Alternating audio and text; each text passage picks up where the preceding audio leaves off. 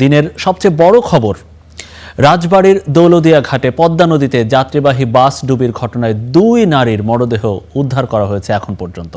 ঢাকাগামী বাসটিতে অন্তত 40 জন যাত্রী ছিলেন। উদ্ধার কাজে যোগ দিয়েছে ফায়ার সার্ভিস, যোগ দিয়েছে বিআইডব্লিউটি এর উদ্ধারকারী জাহাজ হামজাও।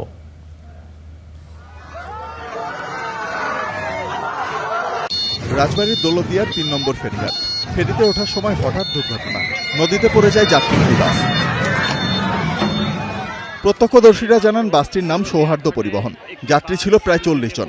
বিকালে রাজবাড়ী থেকে ঢাকার উদ্দেশ্যে রওনা হয় বাসটি।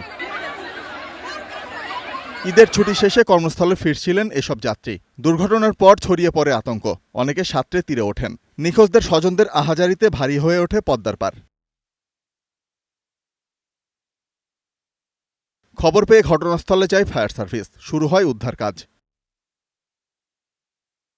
তবে নদীতে কতজন নিখোঁজ তা এখনো জানা যায়নি। Desk report, star news.